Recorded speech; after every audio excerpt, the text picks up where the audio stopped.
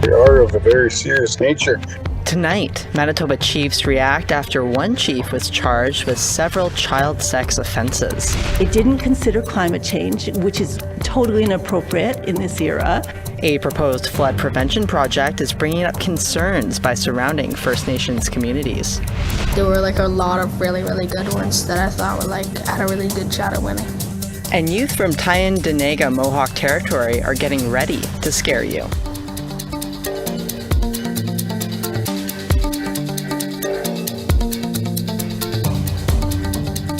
Good evening and welcome to APTN National News on this Friday evening. I'm Sav Jonza. APTN News has been following the story on the allegations against Chief of the Lake St. Martin First Nation in Manitoba. He's been charged with several sex offences involving a school-aged child. Tonight we have some reactions from his fellow chiefs. Here's T.R. Wheatley with more. Chief Chris Travers, seen in this video, is addressing his community at an off-reserve band meeting last week. At the time, he told APTN the meeting was about a small community group trying to oust him. He did hint there were allegations against him, but he wouldn't elaborate. Winnipeg police have since confirmed Travers is charged with sexual assault, sexual interference, and making and possessing child pornography. Chief Cornell McLean of Lake Manitoba First Nation is the chair of the Interlake Reserves Tribal Council, a 7 First Nation member group to which Lake St. Martin is a member. They are of a very serious nature. And we just had a board meeting this afternoon with Anishinaabe Child and Family Services where he was a board of director. And today we suspended the membership of Lake St. Martin. He says there are no policies when it comes to this type of situation within the Tribal Council. Meanwhile, the Assembly of Manitoba Chiefs put out a statement saying Travers cannot attend any Chiefs in Assembly meetings or events until the charges are resolved. Chief David Monias of the Pimicikamak Cree Nation is a trained social worker and in the past worked in the Child Advocacy Department for a few First Nations organizations, including the AMC.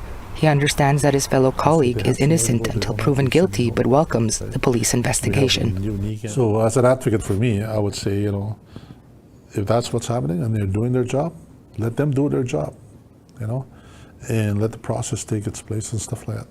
But I do not condone anybody hurting any children. Meanwhile, Travers took to his personal Facebook page to maintain his innocence. He said that he's cooperated with the Winnipeg police throughout the investigation and has even made a request for a polygraph test. In that same post, he also addresses his membership, saying that he will overcome this obstacle and will continue to work for the community. T.R. Wheatley, APTN National News, Winnipeg. Travers is currently out on bail and his next court appearance is July 3rd. Thunder Bay's former chief of police was arrested and charged today. Ontario's provincial police has charged Sylvie Houth with obstruction of justice, breach of trust, and obstruction of a peace officer. The charges are part of a larger investigation by the OPP that started in 2021. The charges against Houth come just days after a former lawyer with the police service was charged. On Tuesday, the OPP charged Holly Walborn with obstruction and breach of trust offences. Walborn resigned from the police service in April 2023. Houth was previously suspended during her time as chief of police. She was facing Police Services Act charges of discreditable conduct and deceit. Those charges were dismissed by the Ontario Civilian Police Commission in February 2023 when Houth abruptly retired from the TBPS. In a statement, the new Chief of Police, Darcy Fleury, said, quote, "We welcomed and fully cooperated in the investigation." Fleury hopes the community doesn't let this investigation overshadow their ongoing work. Fleury and the chair of the Thunder Bay Police Services Board will hold a joint press conference on Monday.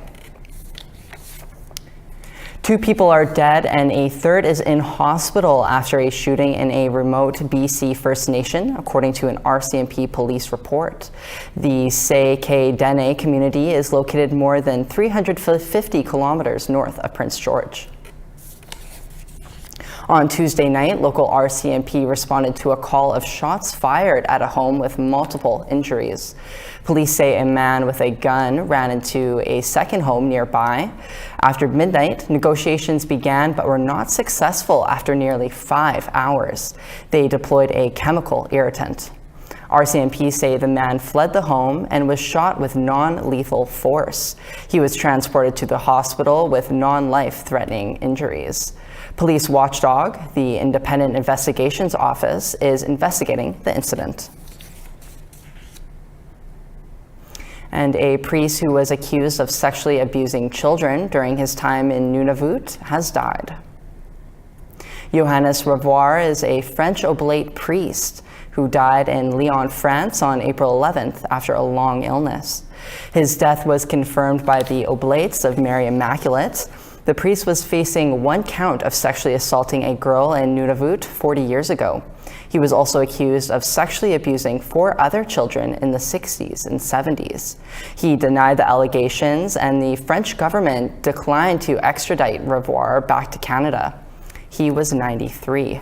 For more information on this story, please go to aptnnews.ca. And the National Indian Residential School Crisis Line is available for survivors and others who might need support. That number is 1-866-925-4419. And it was the first week of a coroner's inquest into the deaths of 4 Indigenous women who died while accessing services at the White Horse Emergency Shelter. That wraps up today. APTN's Sarah Connors sums up the week for us. The first half of this week's inquest mostly focused on the deaths of 2 Vuntutquitchin citizens who died at the shelter in January 2022, 35-year-old Cassandra Warville and 34-year-old Miranda Tija Charlie. According to a former supervisor who worked at the shelter at the time of the women's deaths, the 2 were allowed to enter a shower room together the night of January 18th. The supervisor found the women hours later, still in the shower room, unresponsive.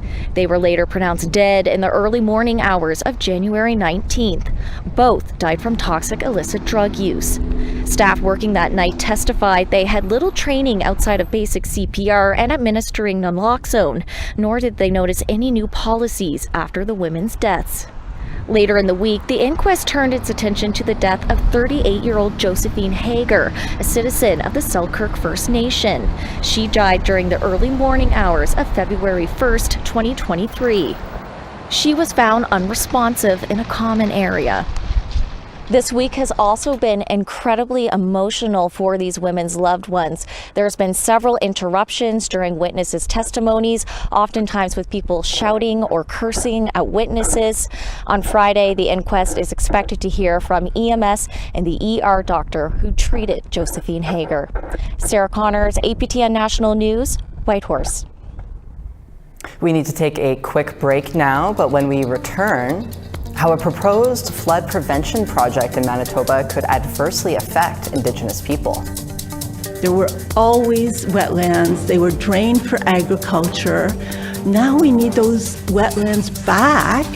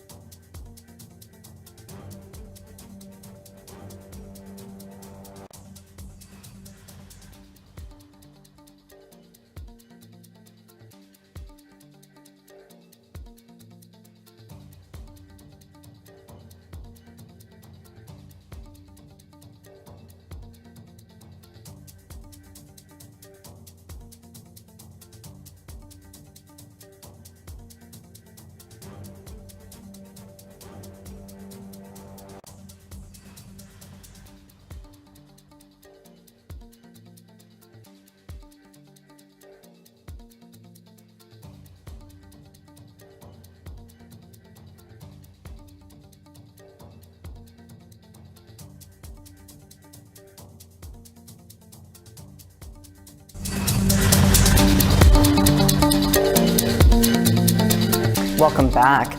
Two Quebec cabinet ministers appeared at the opening of a new culturally secure Indigenous family healthcare clinic in the west end of downtown Montreal yesterday. The clinic was launched by Friendship Centre Native Montreal and aims to provide healthcare in a culturally appropriate manner to both local and out-of-town Indigenous populations. Metro Montreal is home to 35,000 Indigenous people. The new clinic is partnering with provincial healthcare organizations. Services at the clinic will be delivered by healthcare professionals trained to meet the needs of Indigenous people. Instead of servicing by type of services, you have one navigator that says, I'll understand really your need, and then I will refer it to either here locally, because some of the needs can be serviced locally at the clinic, or I will refer to you somewhere that we know, and I can even go with you. I think that's a change of mind.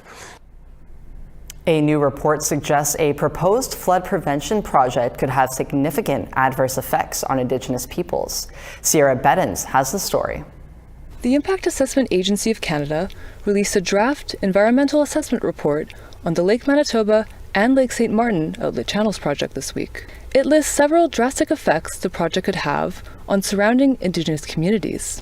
This includes altering the use of the land and resources for traditional purposes and the loss of physical and cultural heritage. Shirley Thompson, an associate professor at the University of Manitoba's Natural Resource Institute and the head of the Bino Bin-Madizwin Partnership, says the project was flawed from the start. It didn't consider climate change, which is totally inappropriate in this era, and it had wrong hydrological flows, wrong sediment flows. So many problems in the actual hydrological modeling that was the basis of this project. In 2011, members of Lake St. Martin First Nation were permanently displaced by a tragic flood.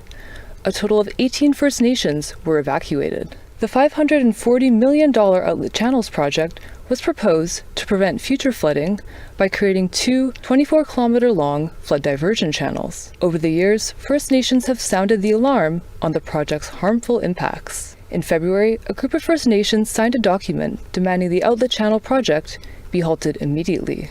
On Wednesday, Lisa Naylor, Minister of Transport and Infrastructure, told APTN that the province is taking the report's findings into account and will continue consulting with Indigenous communities. Folks have talked about disruptions to their traditional ways of life, to impacting fishing, hunting. They have concerns about various movement of various animals around the area, impact on trap lines. And so those are important things that we need to understand and work with those concerns carefully. Thompson says a more environmentally friendly solution exists: wetland restoration. There were always wetlands. They were drained for agriculture. Now we need those wetlands back, and it will benefit agriculture too, because they won't be experiencing a drought, right? So they will have water on the land that they can irrigate their crops. So it will work for flooding. It will work for agriculture.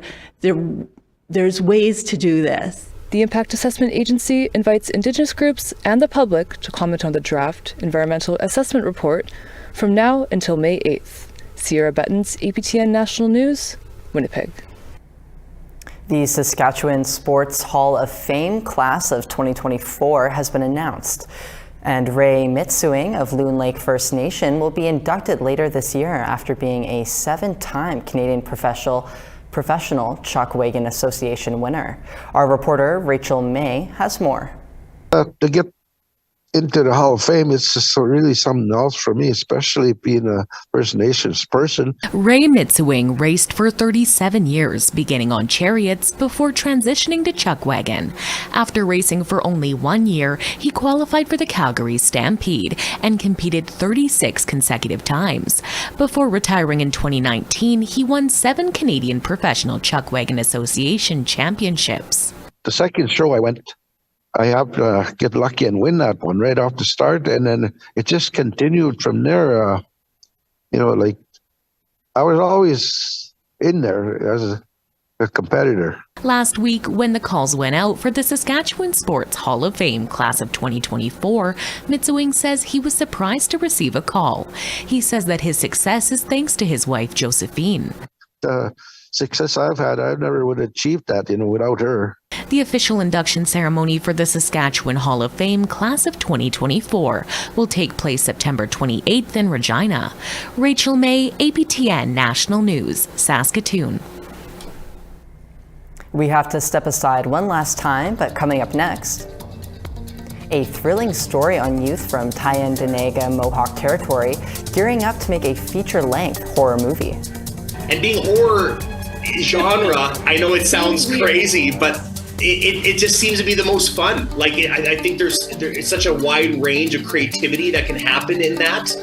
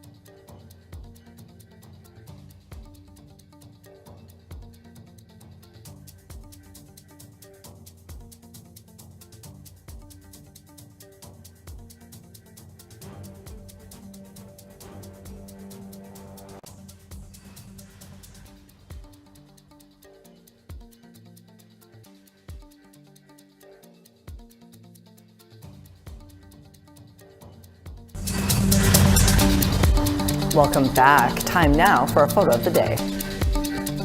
Keith West happened upon a herd of woodland bison along the Alaska Highway near Liard Hot Springs in northern British Columbia. Thanks for sharing the experience, Keith. For the chance to be our next photo of the day, send your photos to share@aptn.ca.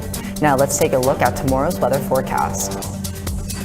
It'll be 13 in rain in St. John's and 12 in Halifax. Be 2 in Kuujjuaq and 13 in Cartwright. 13 in Quebec City and 9 in Montreal. 10 in Toronto and 9 in North Bay. 10 in Timmins and 4 in Big Trout Lake. Churchill is 0 and God's Lake is 7. 18 in Winnipeg, 10 in Barons River. 20 in Regina and 16 in North Battleford. 9 in Buffalo Narrows and 3 in Uranium City. It'll be 9 in Sun and High Level and 12 in Peace River. 19 in Medicine Hat, 14 in Edmonton. 14 in Vancouver and 14 in Bella Coola. 10 in Prince George and Fort Nelson. Old Crow is -4 and Watson Lake is +6. 2 in Yellowknife and -1 in Norman Wells. 0 in Colville Lake and -2 in Sax Harbor. Chesterfield is sun and -9 and -1 in Cambridge Bay. Qaluit is -7 and some sun and -9 in Resolute.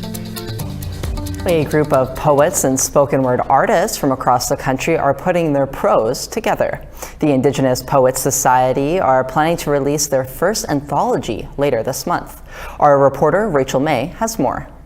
I think that with sharing our truths and our stories like that, we really start to build a bridge of a narrative, if you will, that strengthens each other. Kevin Wessaquate is the founder of the Indigenous Poets Society.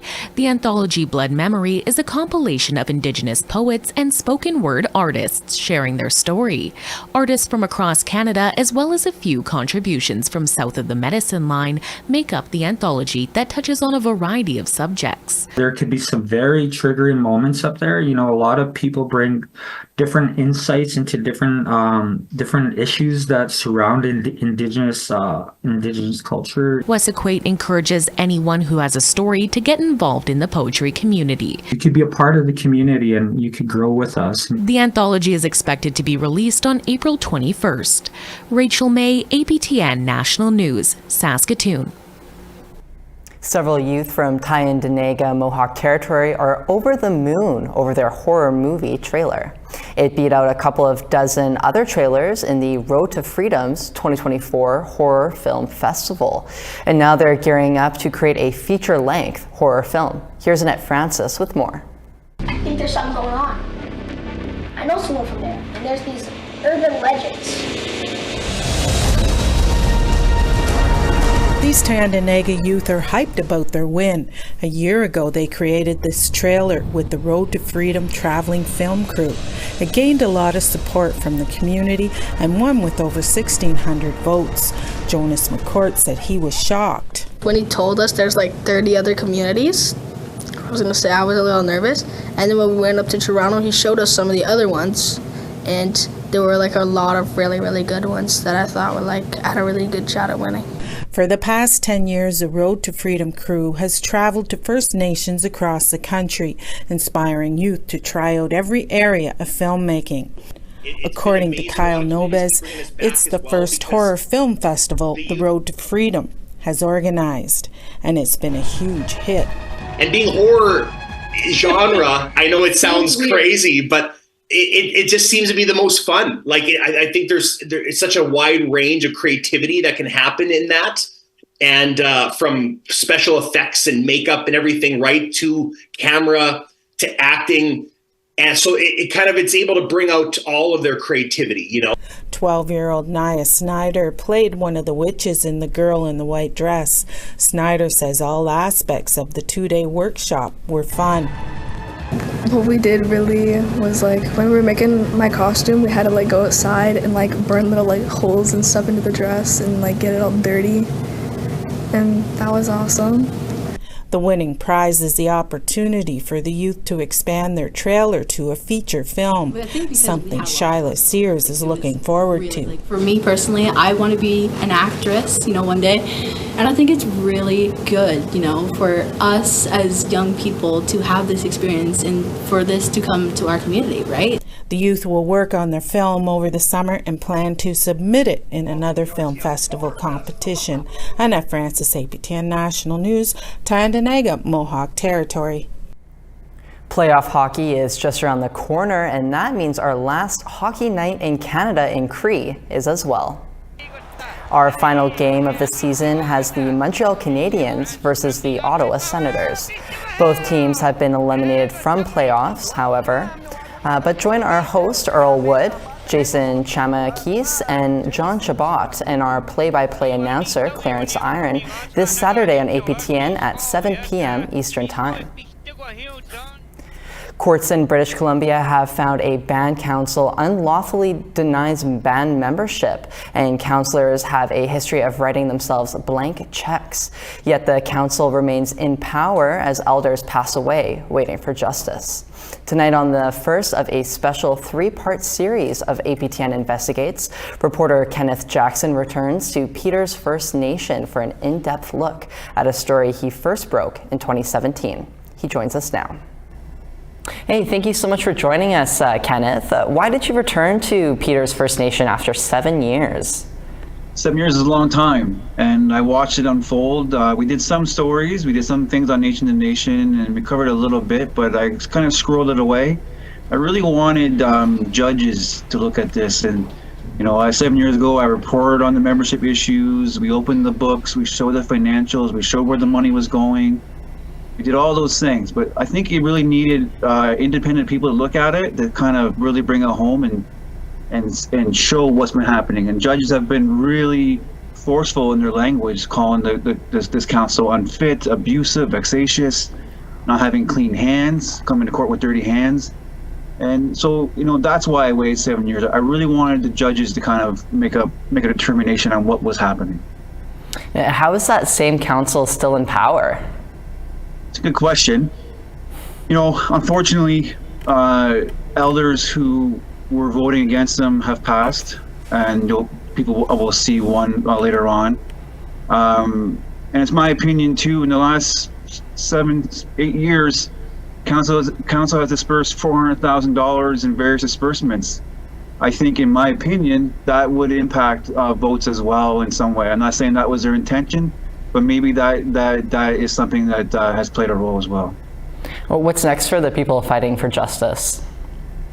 Well, there's more cases coming. Because council keeps getting voted in, and next is just I think everyone hopes that there is some fairness. I think that's fair comment. Even as a reporter, I think things need to be fair for everybody, and I hope everyone watches our story after this and sees exactly what's been going on. Well, we'll need to end it there, but thanks so much for talking with us today, Kenneth, and I know I'm looking forward to watching the episode. Right on. Thank you. You can watch APTN Investigates inside the band office a few minutes from now following the APTN National News. And that brings us to the end of our newscast for today. For news anytime, please check out our website at aptnnews.ca. I'm Sav Jonesa, and from all of us here at APTN, thank you so much for joining us.